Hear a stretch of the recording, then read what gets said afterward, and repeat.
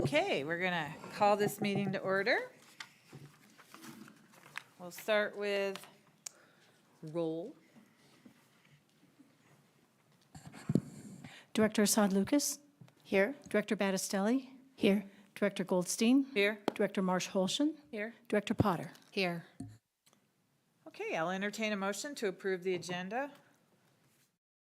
So moved. Second. Director Assad Lucas?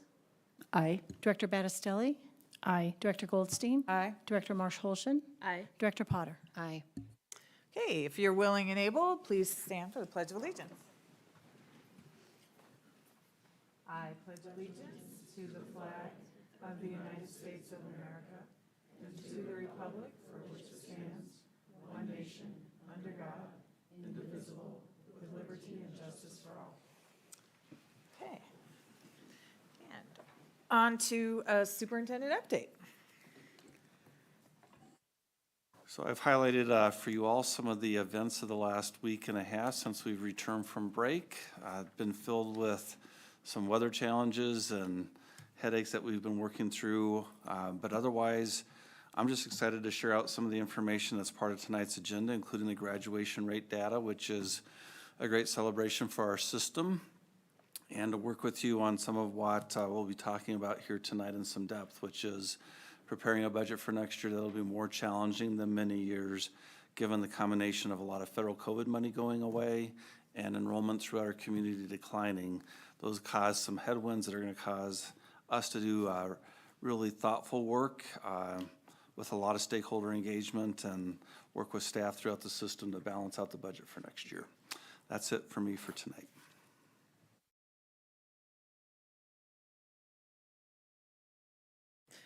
Thank you, Chris. On to Board of Education comments, recognition, awards, and vision. We'll start with Director Potter. Good evening, everybody. I will keep my comments brief because I know we have a heavy agenda tonight. I just want to thank everybody across Adams 12 that worked so hard to get all of our schools up and functioning, get the roads cleared, or pathways, get the parking lots emptied, and even the educators who have to bundle up our little minis, our little preschool babies. I know that it was kind of touch and go there with some of our schools, and some of our schools are still not quite up and functioning yet, but to see how hard our community works to get them up and going is really something special. Other than that, I want to highlight we have our Adams 12 APAC powwow coming up. I believe it is in March. So if Chris, Joe, I don't know where they can go for more information on that or to register, but it is definitely a wonderful event. As a liaison to that committee, I can tell you that they are hard at work. The students are working constantly to make sure that this event goes off without any issues, and just the amount of effort and passion that goes into it is really truly special. And so definitely give that event some attention if you have time.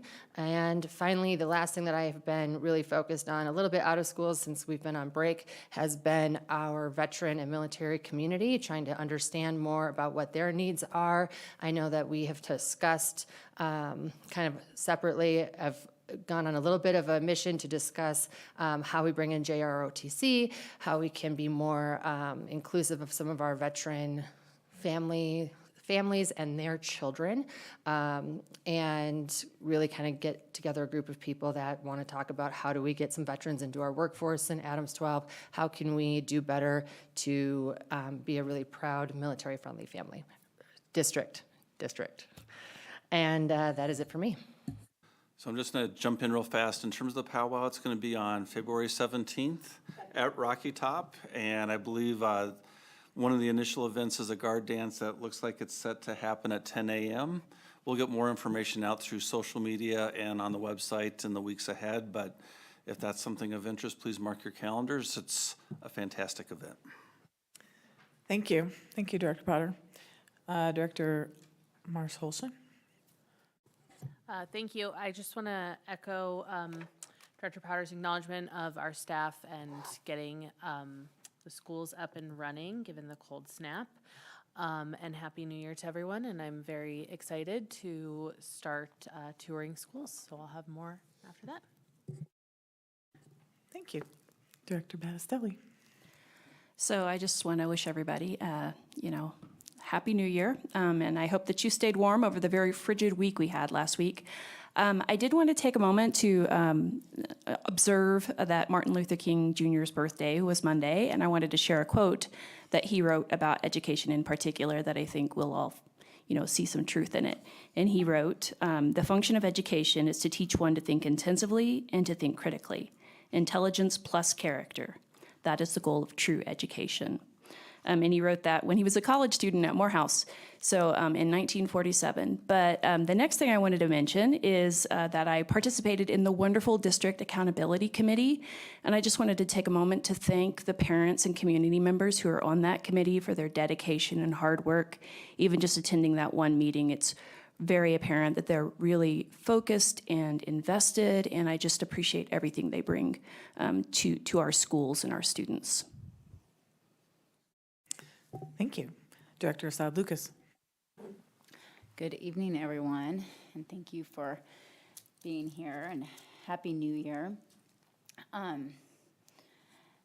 also want to say thank you to everybody who helped with getting schools back up and going that had some setbacks, things like that, due to the very, very, very cold temperatures we had this past few days. So not much has happened since the start of the semester in my world. So we had our first IBS meeting of this semester last Thursday, and so the first hour and a half, Chris already shared, just was kind of a forecast of our budget and kind of what to expect, which was very helpful. And not even for our district specifically, but just what's to be expected with funding and for public ed and education in general. And then the second half, the team met and just continued the work of talking about oh my gosh, it's on my notes, sorry. With the new calendar in relation to days and times that are in the current contract and what that looks like. So then I just want to share a couple things coming up. We have a special education advisory committee meeting that will be next week. There's going to be an in-person meeting on Tuesday, and I can't remember the exact times, and then a virtual meeting on Wednesday. So I strongly suggest going and looking just those times up. You have to register online if you want to attend one or both. And it's just a really great opportunity to learn more about the IEP and 504 identification process and implementation of services in the district, and especially for parents who may have children who have been identified or newly identified, and I mean educators who maybe aren't as familiar with that and how to implement those. And then one of my favorite events that is held annually for the past, 8 years, I think, minus some years during COVID, is the five-star 5K. That will be April 20th. And again, registration is open for that. And our students who attend Title I schools get to register for free. You can create teams, all that. So it's a really, really, really fun event. I think it's increased over the years with participation and engagement. So definitely recommend doing that. It's just a really great community engagement. That's all I have. Thank you. Happy New Year, everybody, and welcome folks out in the audience tonight. We have two very important topics of conversation, so thank you for coming out and supporting your schools. Haven't had much going on yet. I did get to Rocky Top and visit Rocky Top. I spent some time with Tim Griffin, our new principal over there, and he's doing a great job. He's working really hard to build culture and climate and with his leadership style, and he's tried and true in Adams 12. He was a Principal of the Year when he was at Glacier Peak, and he's been a few places around Adams 12, so we've we have a lot of intersections along the way. And I just want to say stay warm. The weather's been kind of wonky, and I think that's kind of funny. We always tend to forget that there's really nothing abnormal about sub-zero temperatures every year. It happens. Unfortunately, it leaves broken pipes and frozen gas lines for our buses. But anyway, welcome back, and I look forward to an exciting semester. Okay, on to general public comment. Good evening. The board welcomes public comment to learn about the preferences and concerns of the Adams 12 five-star community. Each speaker will have 3 minutes. Please use the microphone and state your name and city of residence before beginning your comments. It does take a few seconds for the microphone to warm up, so if you just turn it on and wait a few seconds, it is working. Please give any handouts or information you would like to share with the board to Lee Coca, here to my right. Speakers will be prompted with the 30-second sign. When you have 30 seconds remaining, please begin to wrap up your comments at that time. Speakers will be informed when your time has expired. Please end your comments at that time. And the first speaker is Brian Klein.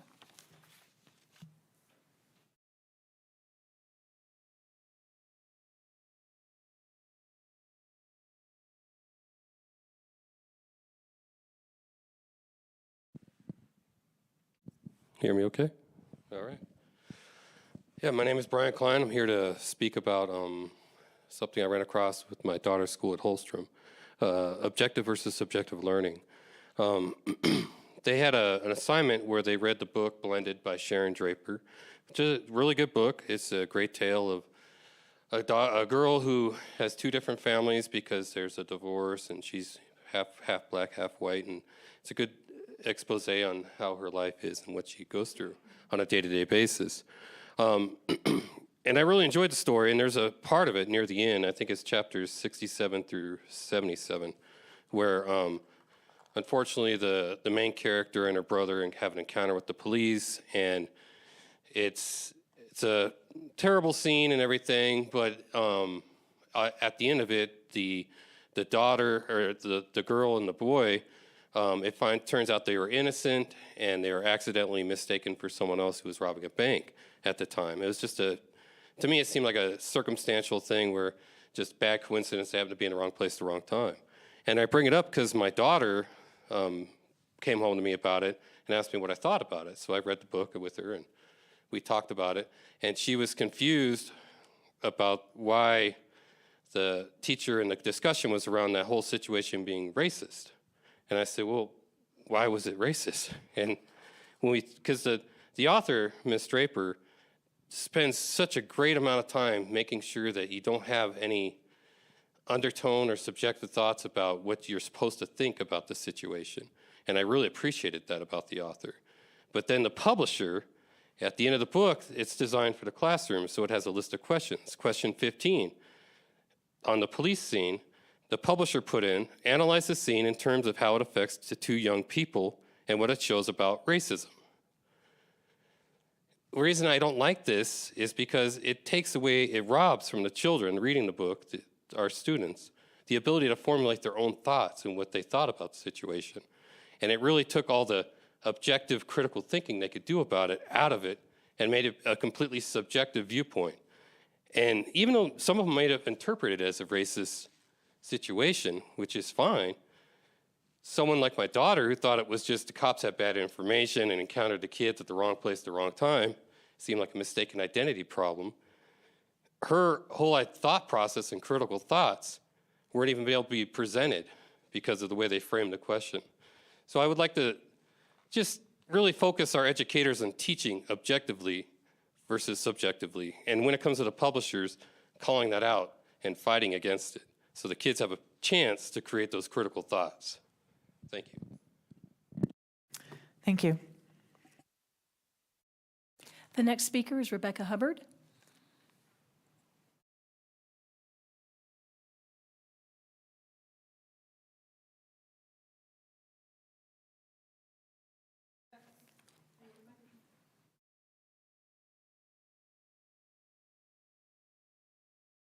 You just push it up. Thank you. Hi, I'm Rebecca Hubbard, and I live in Thornton.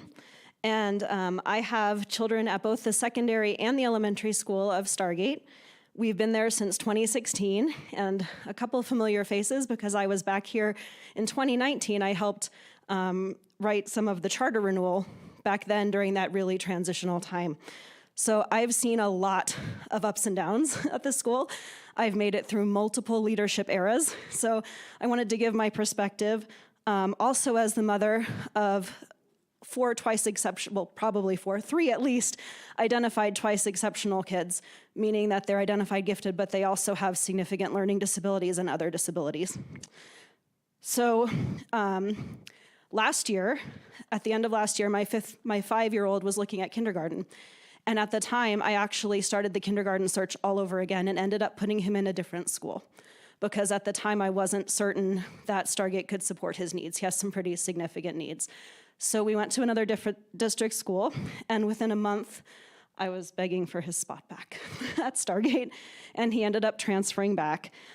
So I have firsthand experience about realizing just how amazing we actually do have it, despite everything that's been going on, all the ups and downs, including how much more 2E support there actually is at Stargate than in another school. And it was about to get even better. In the time between when I started looking for another kindergarten to the time when I switched him back, Dr. Green was hired at Stargate. And I just can't say enough good things about how absolutely incredible the change that she is bringing, and her dynamic and her personality, and all of the new leadership team that is there. The impact that they've had in the few short months has been profound and life-changing. They absolutely embody the Adams 12 values of care. They care deeply, not just about the easy or the typical kids, but about the tough ones, about the hard ones, about the kids who don't succeed typically. They collaborate. They have already brought so many more voices to the table through engagement with staff, through engagement with parents, not talking at them, but truly listening, deeply hearing everything that everybody has been experiencing. They're empowering not just the staff, but the students. They're starting committees where the students get to be more involved in the school, and the parents. We feel for more than before that we have a voice. They're engaging way more than we've experienced in the past, and they're truly focused on the students. I know Stargate parents can have some pretty loud voices, and they're prioritizing the students. So I am more excited for Stargate's future than I ever have been. We have an amazing team in place, and I can't wait to see them take the school to the next level of support, inclusion, and excellence. Thank you. Thank you. The next speaker is Lucretia Dara.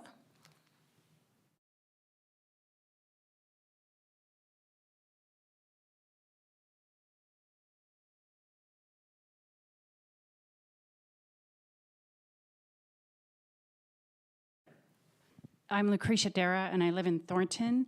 I have one child in Adams 12 School District, and he attends North Glen High School. And we received one notice on Friday before winter break started, which was actually not even a student school day, that North Glen would be implementing the Minga system for tardies and hall passes. And we have concerns in our household because we don't have any information at all from the district about Minga, about the company, about the data of our student that was shared with Minga. We believe that they have been given his name, his birth date, and his photograph. We don't know what Minga does with all that data, who they share it with, what parties beyond Minga get that data. It would be really it is really important to us that that information is shared with us, what information is being shared with Minga, a third-party company. This is something that when I worked in government myself, I always objected to. We're always going to outside sources for things when we have staff on hand who can handle writing a simple program to put students in and out of classes. we're not objecting to them having a system. What we're objecting to is that we weren't notified clearly with good information about what is being shared with a third party outside of the district. And we honestly don't have any expectation of privacy anymore, but my husband and I have worked very hard to keep our child off the internet and out of the internet, and now a third party has his data, and we don't know what they're doing with it. So I would really like to see either North Glen High School specifically or the district IT department come back to those of us who are now part of this Minga system without any choice and give us further information about that company and why and how the company is being used and how our children's data is being used. Thank you. So I think that's a really fair request. I'm going to ask Priscilla Strawn, our Deputy Superintendent, to have a quick touch with you just so we make sure that we have a communication channel directly to you. And then she'll work with IT and North Glen High School administration to get more specific answers to the questions you posed. Can I request that you send some information about that as well to the board? You bet. Yeah, thank you. And that concludes public comment this evening. Thank you. Okay. Board committee liaison reports. Do we have a DAC report, Ms. Basile? Or Dr. I have a Basile? DAC report, but I don't know if I can go over too much since I think we're going to be hearing from them soon tonight, other than to say that they are also working on a survey instrument to kind of get a sense of parents' preferences on spending priorities. And I think that that's still a work in progress, but they're doing some great work to push it to completion. Thank you. VAC, Director Potter, Olson? Yeah, so today we got an audit report from our outside auditing agency. Everything looked wonderful, so that was great to hear. We will be hearing from our finance officers a little bit later today as well to go over some of the same information that we heard today. Okay. And I would just add, I know it's going to come up tonight, and it's come up in other conversations about increase in building costs, both that has happened and that is going to happen. So as much information as we look to budgeting that we could have on that would be helpful. Thank you. On to board business. We're going to start with the charter renewal presentation of Prospect Ridge. I believe the DAC will go first, and then representatives from Prospect Ridge? No, actually, it will be the district, DAC. Sorry, the district will present first, then DAC, and then the charter school. Okay, so, Is that what you're expecting, April? Does that sound right? Okay. Okay. Good deal. So Kathy Elliott, if you can kick us off on this topic, thanks so much.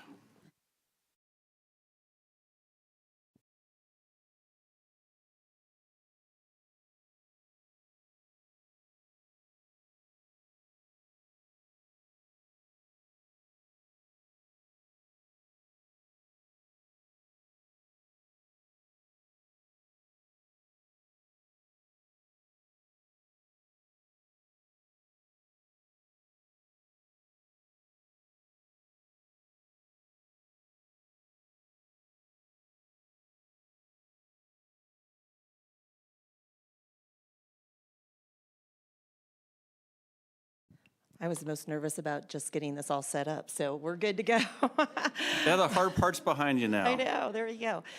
So good evening, board members and superintendent. Thank you for the opportunity to share the results and recommendations found during the long and thorough process that the district, the DAC, and the two schools, Prospect Ridge Academy and Stargate, have immersed themselves in to meet the requirements of the charter renewal found in District Policy 1600. Before I engage into the body of evidence for both Stargate and Prospect Ridge, I'd like to give a quick overview of the process for your information. The charter renewal process is part of Colorado's Charter School Act, in which schools are required to show that they are on track, specifically in the areas of academic achievement or organization stability, to ensure that students in charter schools have a high-level quality education. All authorizers, such as Adams 12 schools, develop their own processes in evaluating the schools, charter schools. The Adams 12 charter school renewal process was redesigned last year using resources and guides from the Department of Education, the district, state law, and Colorado Association of Charter School Authorizers. A thorough explanation of the renewal process can be found, as well as all the documents, in the Adams 12 website. In addition to reviewing the charter annual reports for each school to incorporate performance over time, the renewal process is composed of two segments, the renewal packet and a formal site visit. Each is used to gain a body of evidence for which to make the renewal recommendations. The focal points of the academic achievement, organizational performance, equal access and opportunities, and financial accountability and transparency. The uniqueness of the charter renewal in Adams 12 is that we also kind of do, along with our core value of the district, is look at culture and climate as well. And this is also the key lens which the DAC observed in the site visits and reviewing the documents. And they'll be detailing more of their experience after me.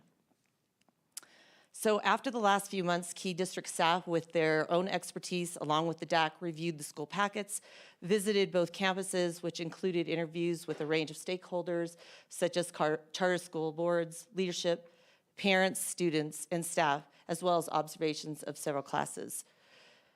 After the district participants finished, they completed a Google form around the five indicators we just discussed, and its components, evaluating the school using a stoplight version. Sorry, I'm really nervous, so. The stoplight version is on track, partially on track, and not on track in the green, yellow, red. For the purpose of our recommendation, these areas have kind of been spread out a little bit from the green of on track, no concerns, to maybe on track, but a note.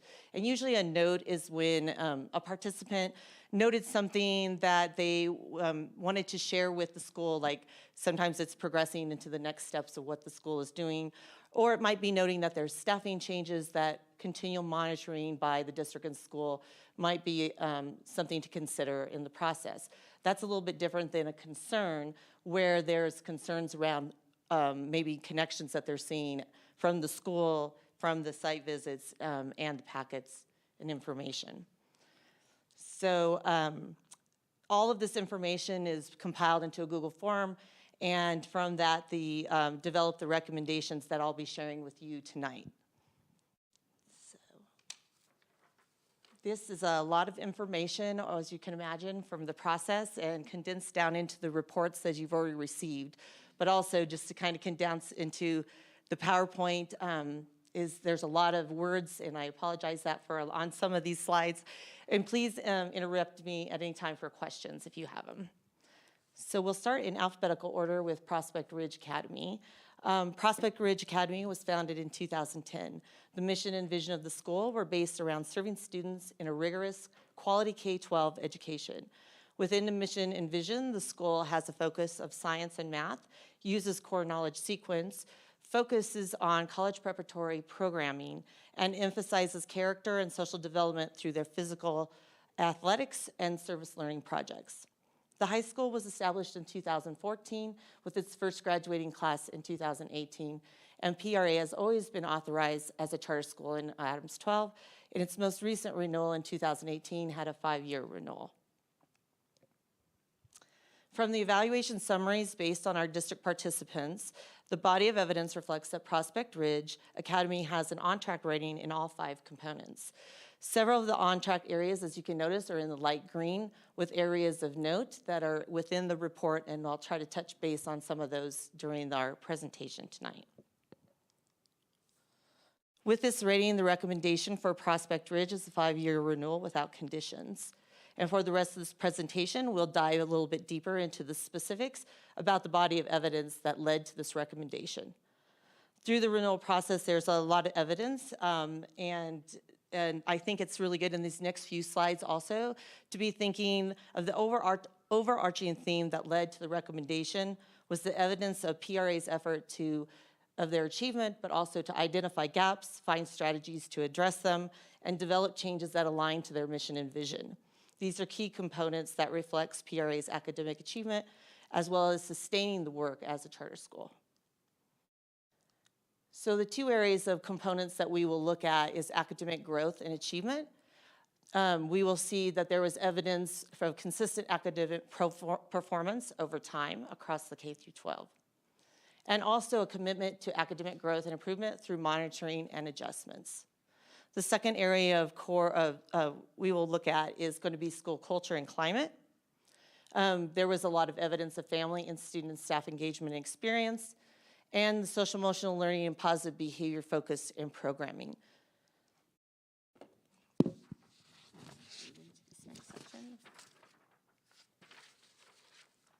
All right, so when looking at the body of evidence for the academic growth achievement over time, the first focus we turn to is the Colorado School Performance Framework, or the SPF. PRA has shown performance ratings that meets or exceeds every year since the last renewal. The academic performances of the SPF includes the achievement growth, post-secondary workforce readiness, and graduation rates. I'm sorry, I'm gonna take a sip of water. I've included the 2023 percentages in these areas. The other percentages you can find on the both school packets have that information. Also at the bottom of the slide that'll be released too. I have the 5-year standards across there too. Additionally, in other target assessments of PSAT, SAT, all were above average of the district average and state averages. Evidence that supported major improvement strategies and strategic plans, targeted performance gaps were identified from the SPF and through other data acquisition processes that PRA uses, such as surveys. There was great use of the data, the root cause analysis, and the mission and vision were all seen to be evidence to be connected throughout the process.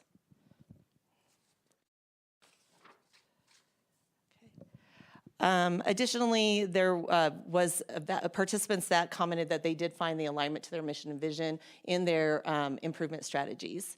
So we can see the UIP goals listed here, focusing on the different areas of their gap that they found from the SPF and other areas.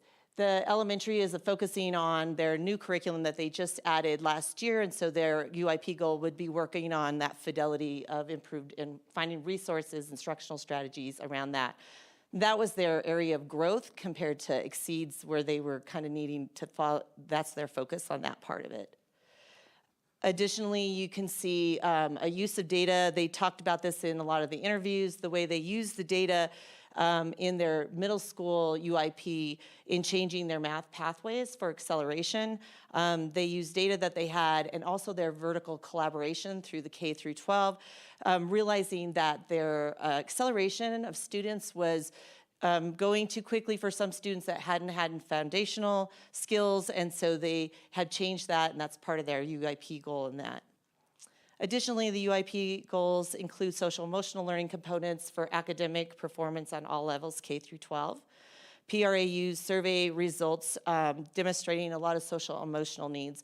Particularly, it was a note that the district noticed in the packet that one of their surveys results had a 25% response from students feeling that they didn't belong. So you can see how they're taking that information from the surveys and implementing into that social emotional learning goals.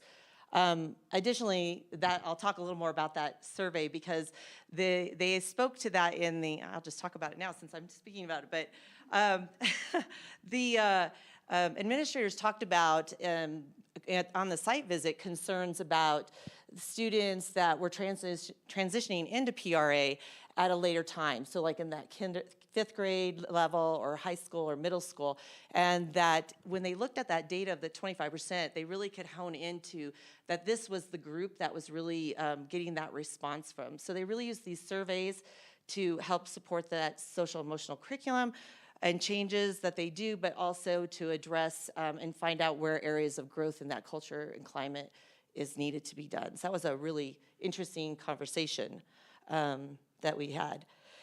Anyway, the data impacted the UIP goals, as we said, and then also from that came positive behavior programs, character education focus, and other strategies to increase because strategies decrease attendance and participation. They had seen in their data, additionally to the social emotional, that their attendance and participation and student engagement had been dropping. And so again, these social emotional programs were to help build up that engagement and attendance. So these strong academic connections were identified in their reflections and their goal setting in the UIP, and also addressed in the renewal packet. Additionally, the improvement strategies from the UIP are also aligned to their strategic plan. Evidence from the packet and through interviews reflected that there was a commitment for continuous improvement within the academic community and culture. You can see some of the areas of the strategic plan that they're working on now, and there was more conversations of how they would address other issues in that.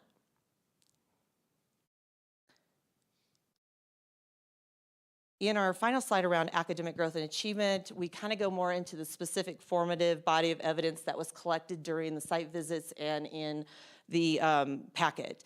And these are like specific examples of tangible ways that they are trying to continue the performance and addressing gaps. So there was strong evidence of standard aligned instruction, opportunities of engagement. There was also through the site visits, I'm gonna find my,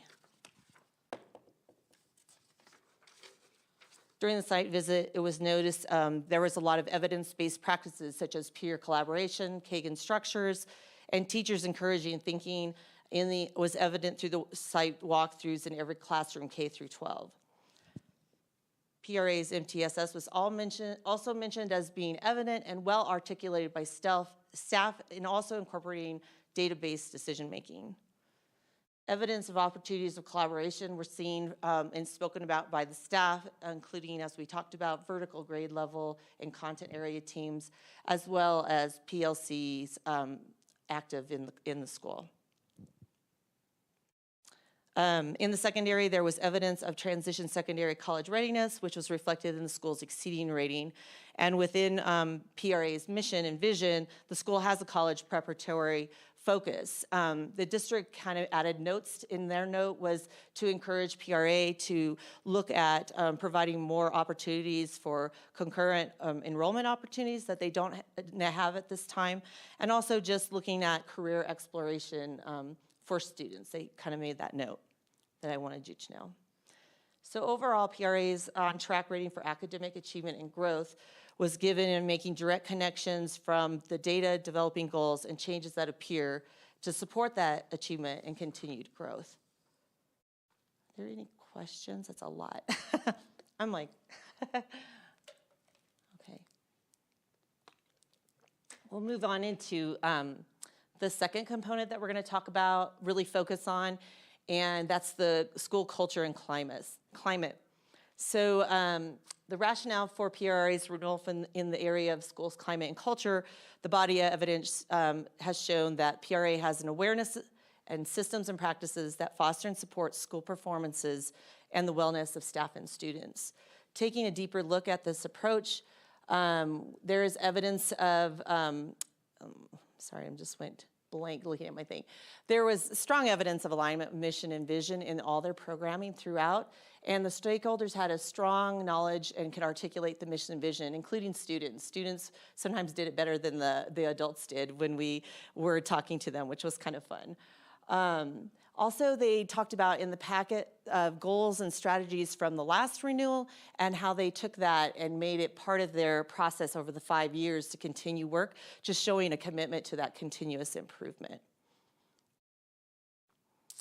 There was consistent evidence of students and families and staff that believe in the PRA mission and take action to follow into it.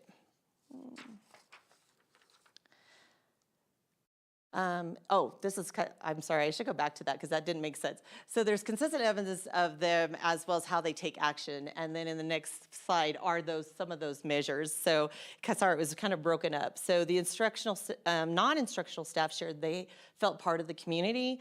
And parents shared actual experiences where they felt supported, listened to. Most of the students had feelings of being known, seen, and heard.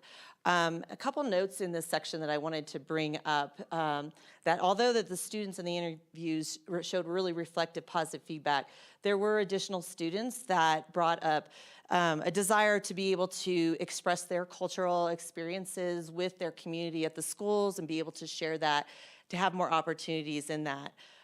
We know that the diversity at PRA is near or equal to the data around schools, but this is an area that has also come up in some of the other discussion points around their culture and climate.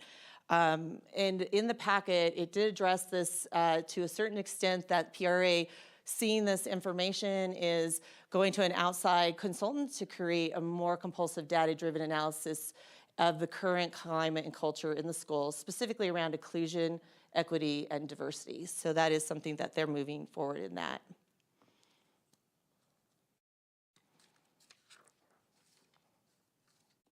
Okay. So moving away from their approach, we move into the actual practices and support of overall performance in the performance and wellness of their school and culture and climate. So evidence reflected that the UIP social emotional data and the learning focuses have driven changes in acquiring new positive character education and behavior systems.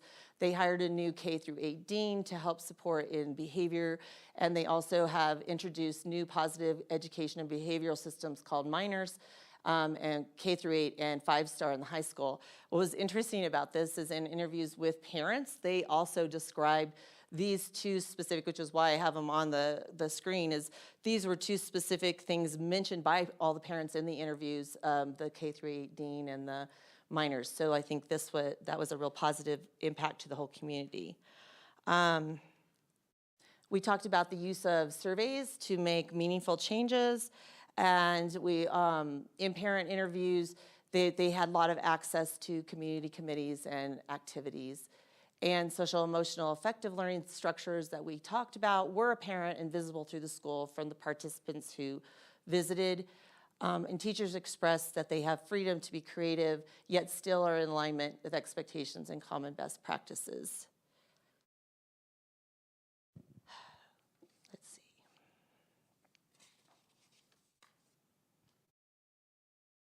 So a couple more, as I was kind of coming back, I kind of want to stop there. Is there any questions around culture and climate? Because that's kind of the end of conversations there. Okay. So as we said, these were the two main components that we wanted to focus on tonight, but there are 5. And so I wanted just to hit a couple bright spots of the other 5 areas and also talk about some of the notes that came out of those things too.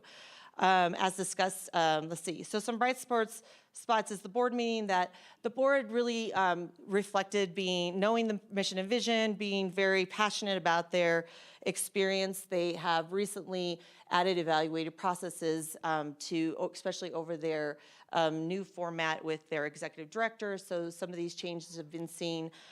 During the one note was that during the meeting, there's some areas that maybe the board needs more education on and review about Colorado Ascension laws, specifically about documents that were being used during the meeting. So that was an area of note to come monitor on that part. In the area of equitable access, PRA demonstrates understanding the capacity and programming necessary to meet the needs of multilingual learners, students with disabilities, and the gifted and talented. And there were several notes during this section that I really wanted to touch upon. One in their 504, the note was that they're rechanging how they're staffing their 504 team leads. And so that's been a really transition period for them, and that compliance, meeting all the 504 compliance, so that's been a note, that the staffing is as it adjusts. Additionally, in GT, their GT numbers have exploded. There are about 345 students at the school that have been identified, and in that process, their GT coordinator and how they work with GT students is changing. So that's kind of in a flux as well. The note mentioned in that too was just as their numbers explode, how they can bring the teachers into their advanced landing plans to make them meaningful. PRA has had 2 Office of Civil Rights complaints over time that have been resolved in mediation, and 1 that is still pending, just as a note for that. And I think there are additional things in the area of equity is that we talked about the MTSS structures were in place, but also there was a note of positive that the administration was really well versed in MTSS and special education, which they felt was a real plus for the school. Additionally, the school has a dedicated time for study hall that is structured specifically so interventions and services can be done during that time, and then students don't miss content instruction or elective time. The last section on the bright spots is in finance.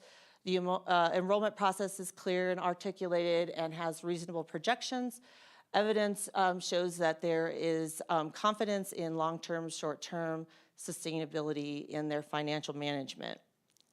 And then I just wanted to add in the last two sections, there was in their mission statement about physical development and academics connected, and also the idea of social service learning. So I wanted to add that because we didn't get a chance to talk about that as much, but there was evidence of athletic availability for students K through 12, either from the intramural side of things in the elementary up through their CHASA participation at the high school level. And additionally, on the service learning, there is required service volunteer hours by K through 12, of course adjusted for age and appropriateness. And the school also has school-wide service projects. And additionally, I just wanted to mention Peaks was also something that was mentioned, is the high school's vertical peer support groups in the high school that has been around for quite a while. Any questions?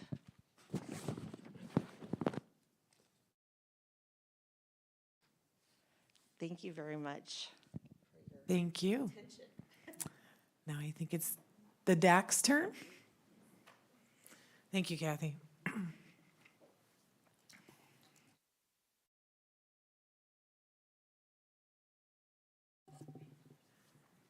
We have the DAC chair, Tara Raju. Thank you for coming tonight, Tara.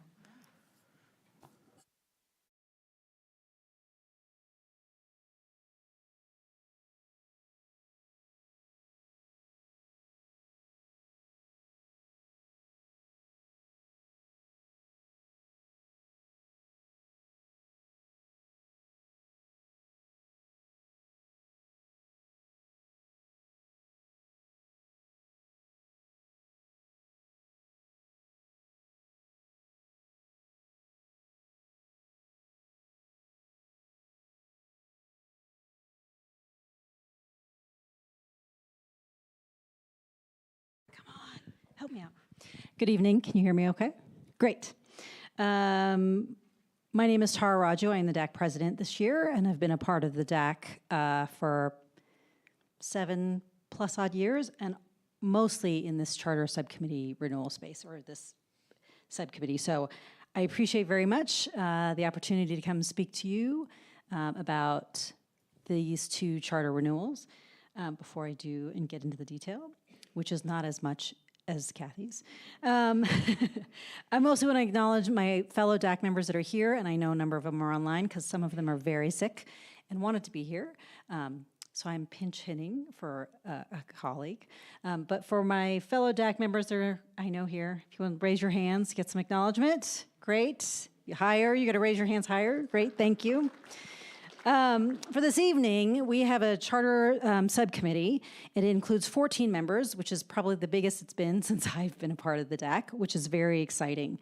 And we are appreciative of being invited to participate in these two charter renewal processes, because according to state statute, a DAC's participation is not required for renewal process, but we are very appreciative of and grateful that our Board of Education is committed to having community perspective and input into these processes. So therefore, our presentation, so thank you.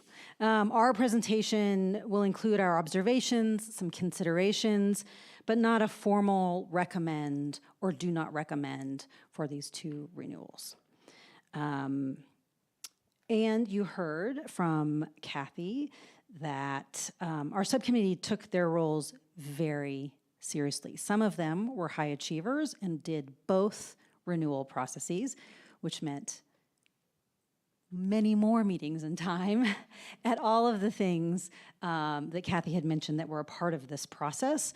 So I really want to acknowledge all of their hours and extra time and thinking and critical analysis of what they heard and saw, and to thank really Kathy Elliott and Priscilla Strawn for their assistance in this process for many new charter subcommittee members that hadn't ever gone through this process ever.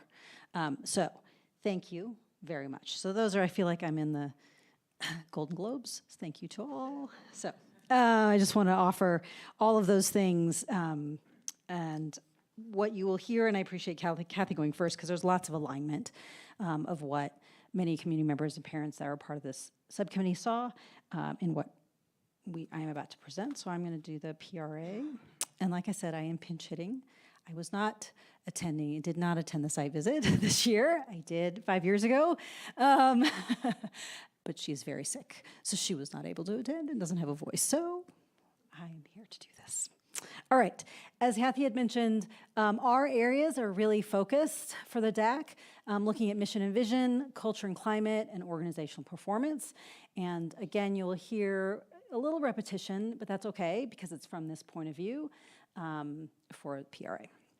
So the strengths that were observed and read and discussed in many ways is this overall curriculum alignment to their stated mission and vision, and school leadership really working hard and striving to kind of have clear alignment and better alignment across the campus academically. And one measure of that consistent alignment has, you can see, is their positive school culture and high academic achievement. Again, families are very engaged on multiple levels and have a strong passion for the school and community. It was very clear.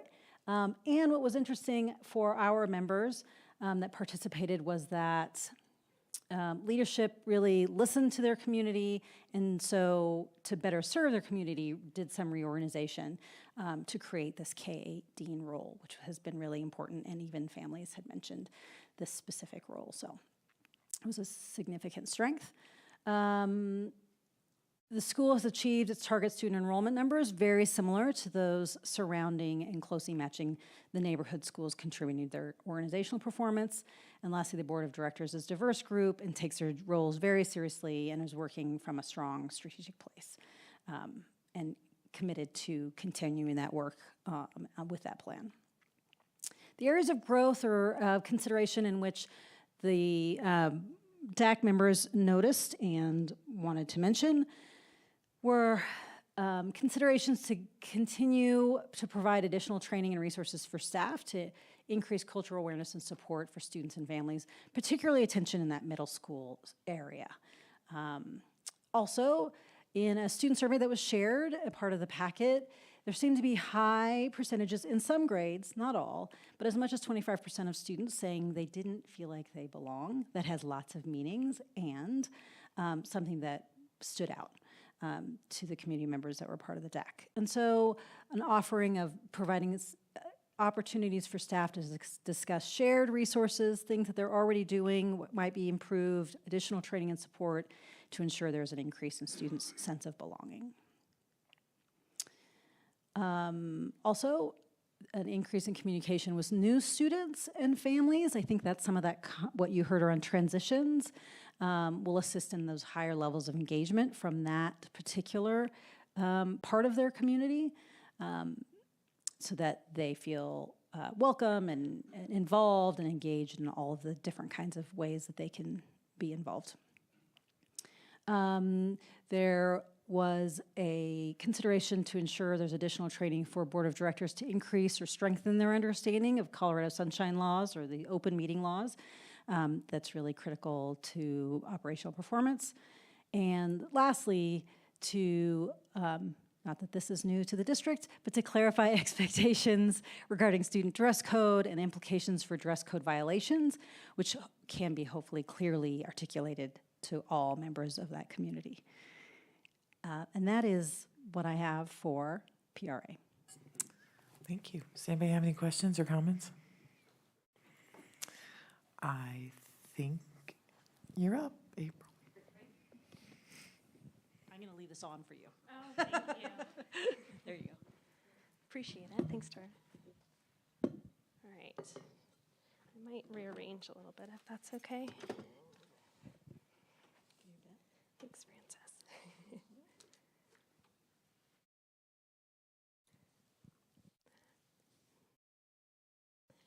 Well, she's pulling that up. I'll go ahead and get started. So thank you all for having us here tonight. My name's April Wilkin. I'm the executive director at Prospect Ridge. Thank you so much. This is my 13th year at PRA. I've been around for a while. In preparation for my presentation today, I had a Taylor Swift dance workout last night. Chris opened the year at DAT with Taylor Swift Eras tour, and it was pretty spectacular. I'm sorry I don't have any props. Yeah, I'll spare you all. But this is my 4th time getting to be up here presenting for renewal. So I'm proud that we're in kind of that 4th era here as PRA. So here we are. I'm also happy to share that our PRA Board of Directors is here tonight, so they can give a quick wave. And our PRA executive team is here as well. They're all spread around. You guys can wave too back there. And are happy to answer questions as they come up. You heard a lot about PRA already, so I'll try not to repeat too much. We're very thorough, and so I did touch on all of those areas of note to make sure that you fully understand what we expect to do in relation to those recommendations that were made. I also want to make sure to say thank you. Board of Directors, first of all, welcome new board members, Director Battistelli and Director Marsh Holshin. We're excited to have you come visit PRA.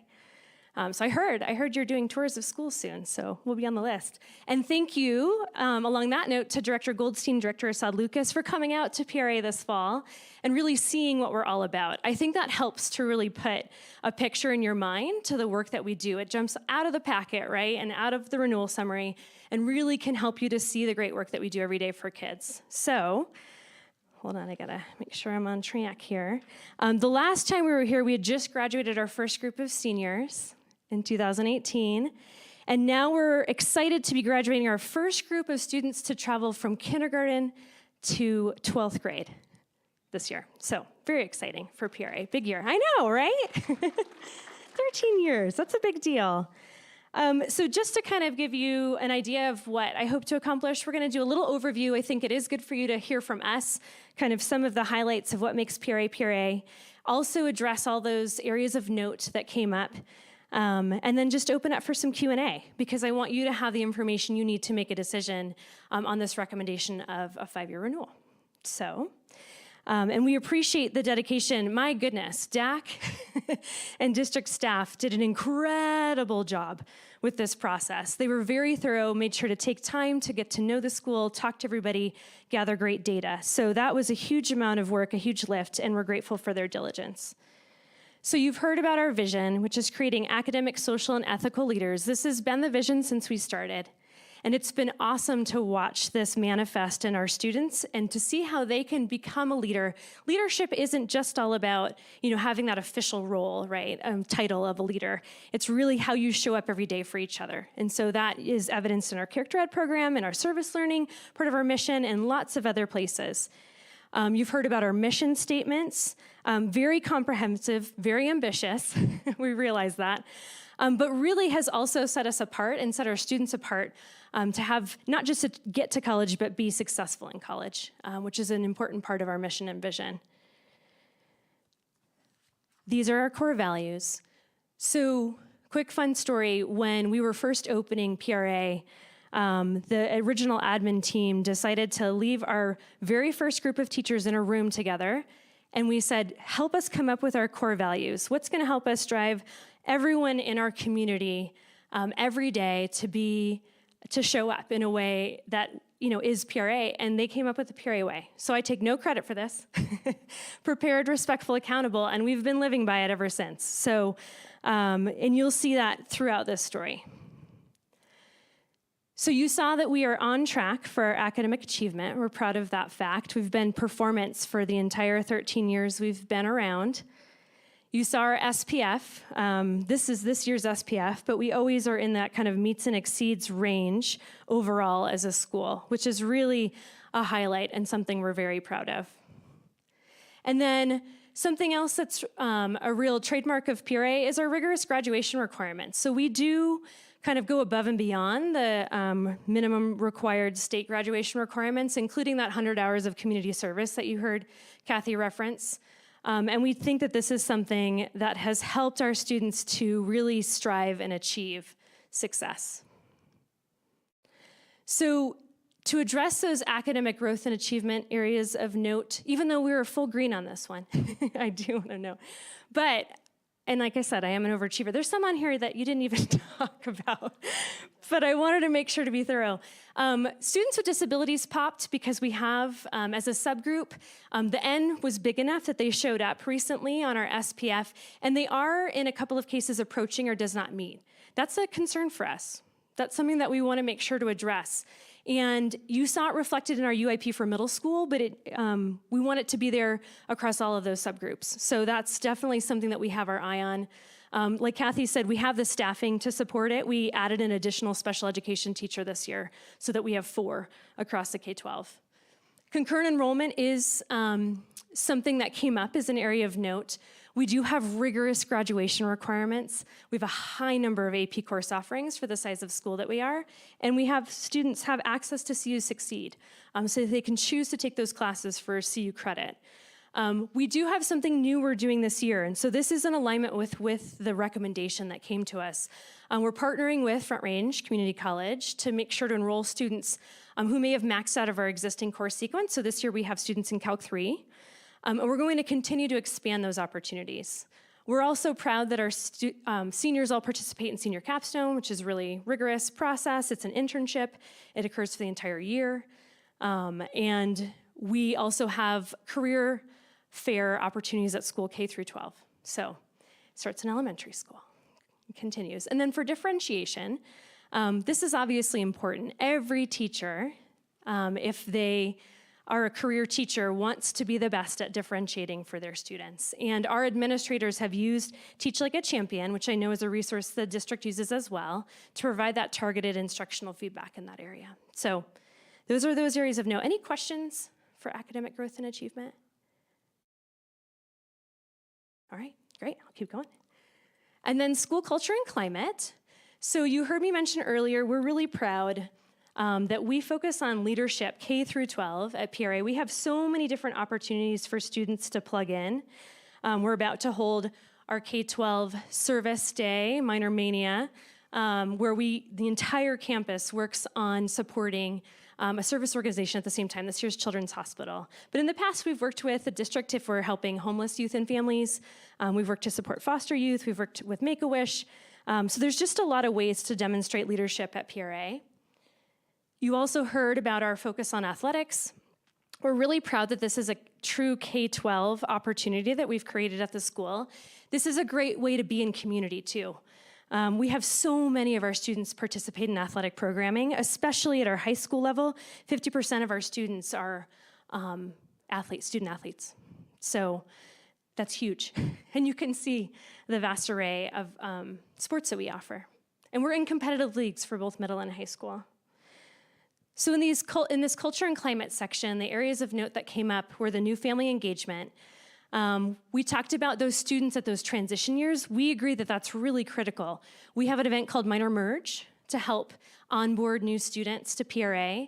Our counselors initiate connections with those students, and we have peer ambassadors. So we did pick up that peer ambassador program this year for our 9th grade. Looking at Adam, because he did a great job bringing that on. And then we are looking to do something similar for our 6th graders as well. For families, they were really clear that they would appreciate a connection opportunity. So we did a new parent coffee this year. And then we had something in place pre-pandemic where we had new family mentors, and we realized we need to bring that back. So dress code. Is there ever a presentation that doesn't include dress code? Our survey data has this as a trend too, and it's something that is important to us. It's Another thing that we feel like sets us apart, it's been around since we opened our doors, our dress code. It is different K-8 in high school. And it's something that we constantly need to make sure to renorm and readdress and reinforce. So I would say that we're very open to say that that's something we can continue to improve in because we recognize that it's important to kids. So cultural awareness, as you heard Kathy mention, we are doing a school-wide evaluation of our culture. So we're in the process right now of identifying a partner, a third-party consultant, to gather that baseline data and then be able to reflect back to us, hey, how are we doing and where are our areas of need? So that you'll hear from me again when we talk about sense of belonging. So any questions about culture and climate? Okay. Yeah, please. So I just wanted to kind of reflect. I know you also talked about the survey, and I want to commend you on the surveys you do of your students and parents, and you really privilege that voice. And it's apparent in what you've talked about. You're prioritizing this cultural awareness piece. I saw that in response to the students, the 25% that Tara referenced, saying that they did not feel like they belonged as much. I just wanted to point out that that cultural awareness piece can play a prominent role there. You've talked about solutions surrounding SEL and character building, but I also think that, and this is something Marie could probably speak to much better than me, but when students can see themselves represented in their work and in the scientists that are covered in class or the mathematicians, then their chances of feeling like they belong are so much stronger. So I just wanted to emphasize that, and also, again, commend you on your proactiveness with conducting this cultural awareness survey. Thank you. I appreciate that. Study. Yeah. Well, and actually for the previous 2 years, we had a committee, has a long name, Diversity, Equity, Inclusion, and Belonging, our DEEB committee, and we had many students serving on that committee, and that's exactly what they said as well. And so it was with their help that we and the board decided to move in this direction to do this comprehensive assessment of our culture. So we appreciate that. Thank you. Organizational performance was another area on the recommendations. So you can see our board of directors. We have our voting board and our non-voting board. Proud to say that we have a very solid leadership team who've been around for a long time. So most of the folks on there have been at PRA for 8 or more years. And that's been a real strength of our school. And our board are fantastic. They're all extremely committed, very dedicated PRA parents who really signed up for this role so that they could help see PRA through to the next generation, right? And follow that strategic plan. We had a very in-depth discussion when this recommendation came through for this area of note. I did point out on here that 6 of our 7 board members are in their first term. So we are in that kind of learning and growing and understanding phase. And we did end up doing a board fundamentals training right after the site visit, and it was really powerful. We spent 4 hours together on a Saturday and kind of walked through all of those best practices with a Charter School League certified trainer, so that was great. And our general counsel is always available for consultation when it comes to compliance in this area. So this is something we take seriously. Questions on that? All right. The next section is equal access and opportunities. And so we have a robust student support services team. As you can see, we want to make sure that we have the resources in the people and the support that students need as they go throughout their day. Students are in a different place at different times in their educational journey. But it's really awesome to be a K-12 school because we know so much about them, and then we can provide them that support as they transition. And so it was important early on, when I first came to Adams 12, I realized that the staffing model was a little different than the district I had just come from in Boulder Valley. And originally I was like, oh no, how's that gonna work? But it became such a strength for us. And so I appreciate that we had the opportunity to really hire all of our own staff on site. And that's become a success story for us over the years. And you heard that reflected in the stories of our families earlier. There are a few areas of note here, and we recognize them. Our 504 population, we are serving quite a large population of students on 504s. It's doubled since our last renewal. And we recognize the need to have consistency and continuity. So this year we intentionally designed a K-12 504 coordinator role for that reason. So that is something, and the board has it on my evaluation. It's part of our strategic focus. And so it's something that we want to make sure to have improvement in. In the area of gifted and talented, we are serving 350 students as GT. When about 10 years ago, we were at 80 students. And so that's a pretty remarkable increase, and we're really proud of that. Our population, as Kathy said, has exploded. I liked that word choice. And so we need to really think about how are we increasing the time and support we're providing to our instructional staff who are supporting students on ALPs, and also to our gifted and talented coordinator, because that's a big lift. So that is something that we want to continue to work on. We've been meeting with her specifically to talk about how we can make those improvements heading into next school year. April, I have a quick question. Yeah. You guys are talking about the 504's gifted and talented identifications and plans exploding. Yeah. Have you guys, is this because of more awareness of the staff and better processes like identifying these kids, or why do we have such an explosion? Yeah, I'd say a couple of things. I think the word is out a little bit about the mission and vision of PRA, and so there are a lot of families seeking our model specifically because of our rigorous academic expectations and that mission and vision that we have.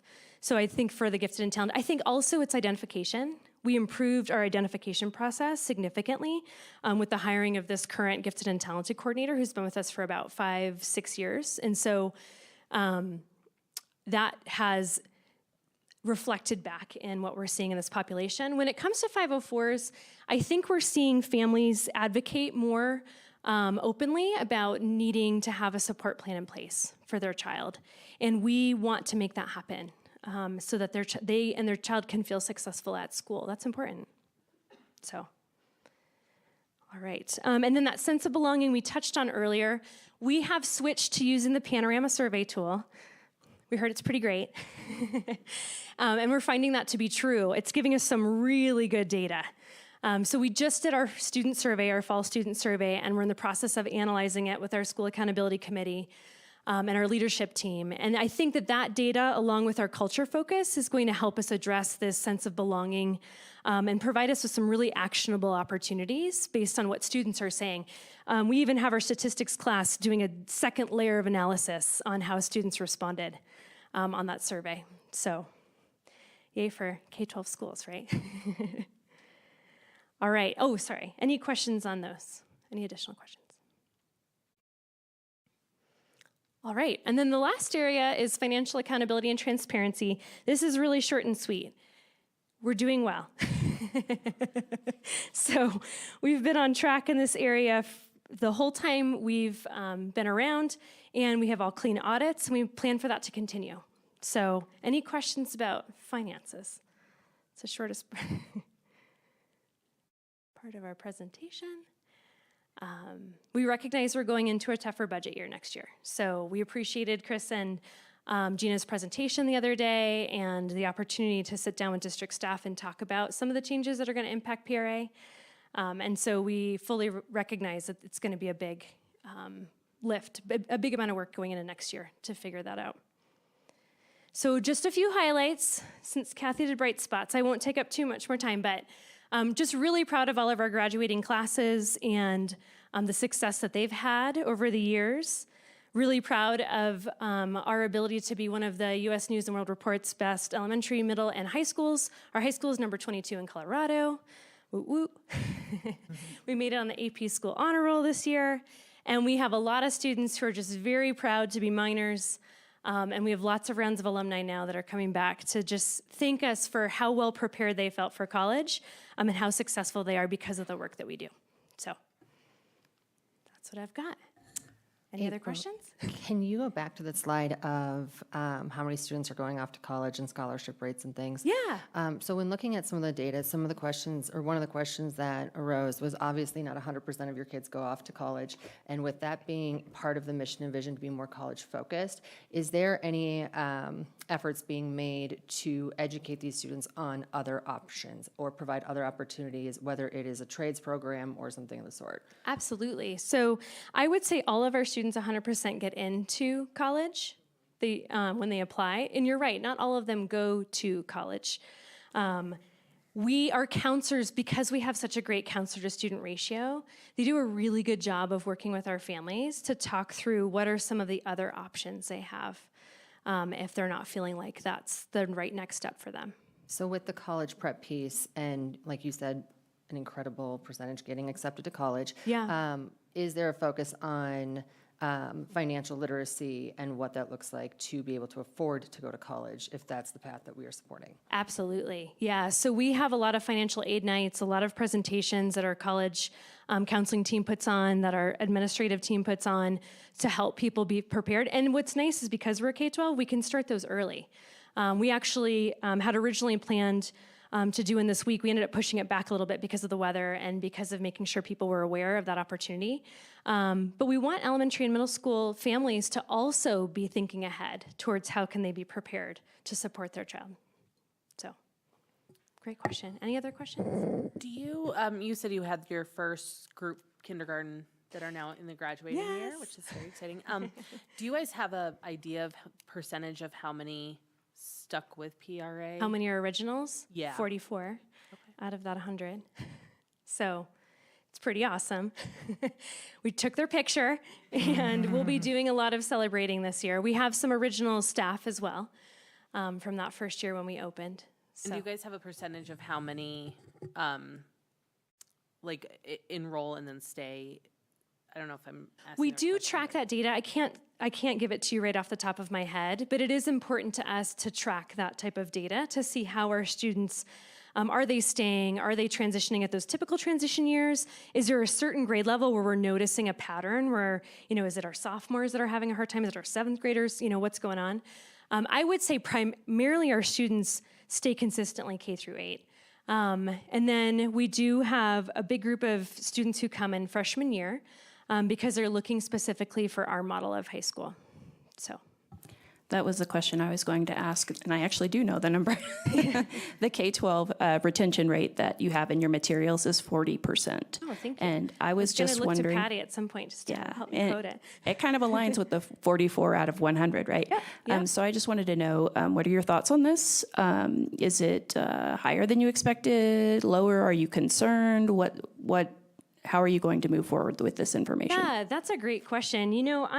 I'm happy with that number. We've talked a lot about this, of what is our priority as a school, and we want students who feel like they can be successful at PRA with our mission and vision. And so while we were looking at trying to keep about a 75% retention rate at that transition from 8th to 9th grade, it's a big transition point, right? And so we want students, when you're 5 years old, do you know that PRA is going to be the just right fit for you as an 18-year-old? You don't. And your parents might tell you that you need to stay.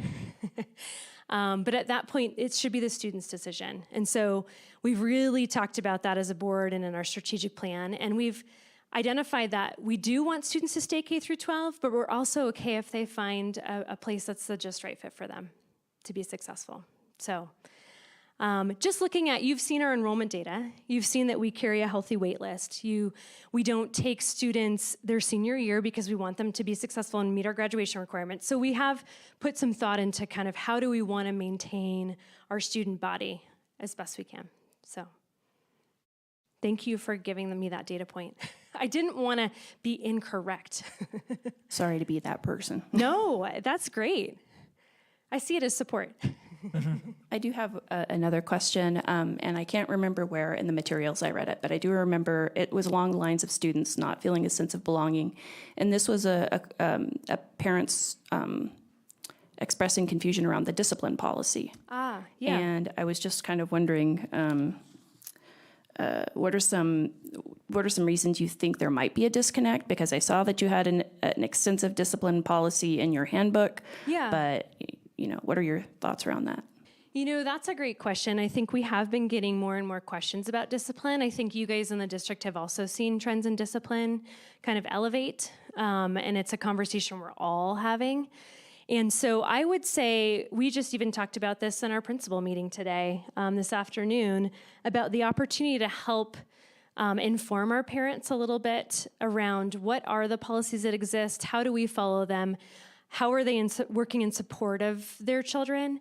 When you're in it, that's when you're trying to understand it, and that's a really hard time to understand discipline policy, is when you're in the middle of what feels like a crisis for your family. We're actually holding at our next board meeting, our working session is going to specifically be around discipline policy. And so we'll encourage anybody who's been having those questions to make sure to attend, because it's open. Do you feel like your focus on SEL and increasing, well, especially with the counselor? Oh, having the ratio, additional dean, yep, having the has counselor helped ratio. with address those concerns? Absolutely. And I think having the consistency in the classroom, being able to provide the right support for the teachers, because we did a whole 2 years with RISE, which is Resilience in Supporting School Educators, because if the teachers are feeling supported and they're feeling successful, then that translates back out to the students. And so we've done a lot of work to try to create the right learning environment so that students' behavior reflects that learning environment. And then we've also just seen an uprise in, kind of some pretty elevated behaviors by just a handful of students. And so making sure that we're able to put the right support and behavior plan in place for them specifically is important. So.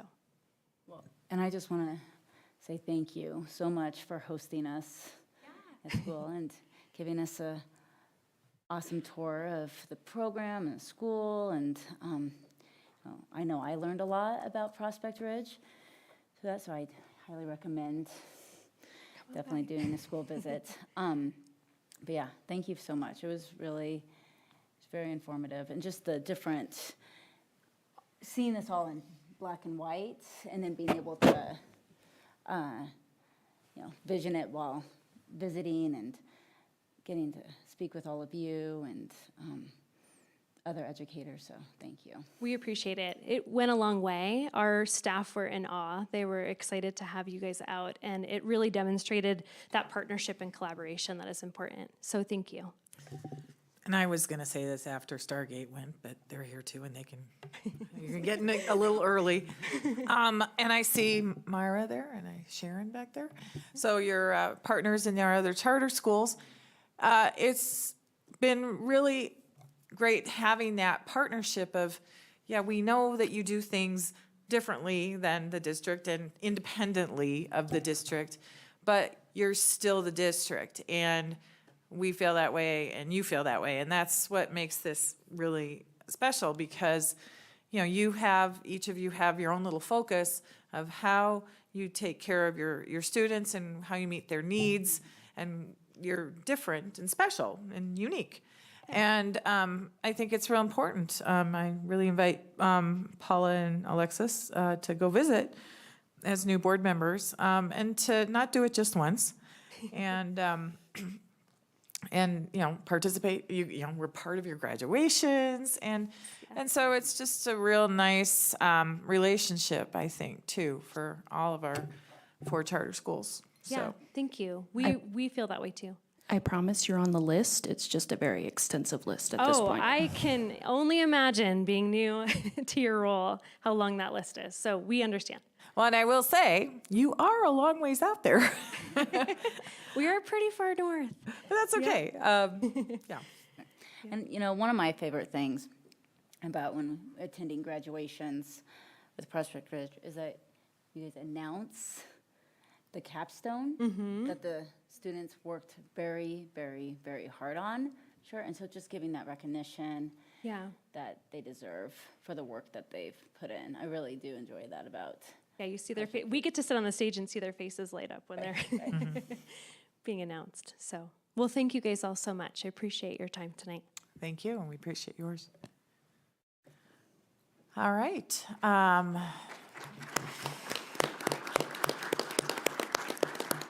Very thoroughly done. Okay, next up, Kathy, want to come back and tell us what Stargate?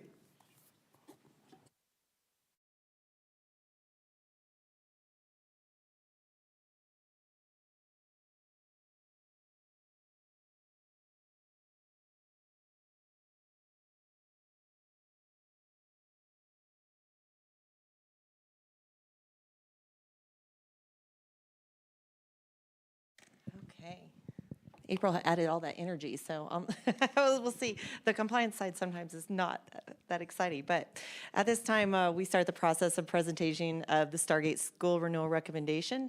Let's start with the little bit of context. Stargate's original charter was submitted and granted in 1994 to provide a school of specialized focus of educating gifted and talented students for K through 8. And Stargate has always been authorized by Adams 12 five-star schools, and I had to put this up here because I've lived in Northglenn my whole life, and I did not know how they came about the name Stargate, but in their packet they had described that the star was from the 5-star and the acronym of gifted and talented. So something new I learned, I thought I would add it up there. In 2016, Stargate expanded its programming by adding the high school, and it moved to its current location on 144th and Washington, with a total capacity of 1,600 students. Stargate is the largest school for gifted students in the state of Colorado and one of the largest charter schools in Colorado. Stargate's last renewal in 2018 was a 3-year renewal with a 2-year extension if the school met the expectations of the District Charter Contract Amendment 11, which included improvements in Title IX programming, culture, climate monitoring, a variety of compliance and training and staff of special education and GT practices, and the school was awarded the additional extension in 2021.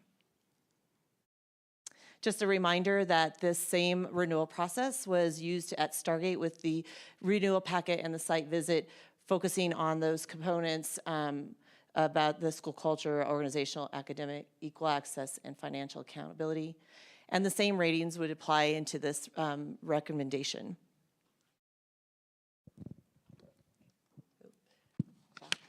Stargate rating after the compilation of all the input from participants in the evaluation was on all 5 components, reaching in the on track level. There are some areas of the light green again with the on track with a note, and we'll try to talk to cover all those. They are in the report as well. So due to the rating of the on track, the recommendation for Stargate is a 5-year renewal. Of the 5 components that were evaluated, we will talk about, again, 2 areas of specific components that led to this renewal recommendation. And the first is in the academic growth and achievement. Again, a consistent academic and growth performance ratings over time, K through 12. And also a commitment of ongoing growth in supporting students addressing their GT student environments and student social emotional needs. The second component area we'll talk is organizational performance, where we found that the evidence of a very proactive improvement mindset right now and strategic oversight that are identifying areas of strengths and growth, and then strategically aligning initiatives that will impact positively their academic and social climates.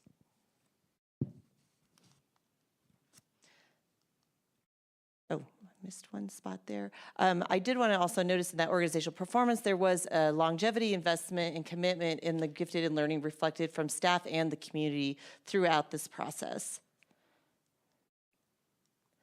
Okay. So starting with the academic growth, we again look at the Colorado Performance Framework, the SPF.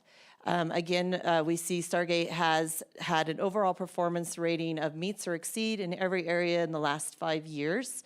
Again, the 2023 statistics are on the screen, but are also included in the school's information, as well as at the bottom of this once it's posted.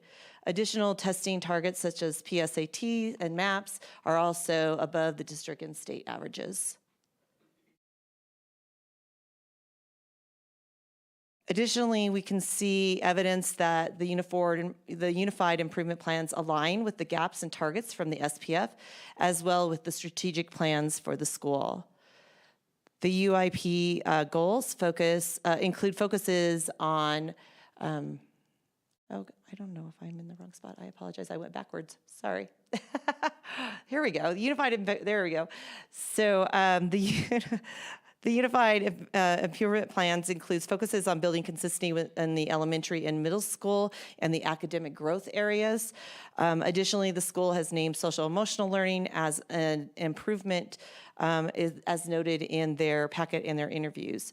Stargate had the use and found the use of survey results showing that social emotional experiences and feelings of not belonging had been declining over the last 3 years. They used this data to help format their UIP goals in response to that. They've introduced different social emotional programs such as Capturing of Hearts and Sources of Strength K through 12 to address social emotional learning and behavior and positive behaviors. Additionally, they included in their UIP an increased desire to meet parent satisfaction with their social emotional programming. So they were looking to get feedback to make sure that parents also were involved in giving feedback if they were meeting the needs of their students. These concepts align with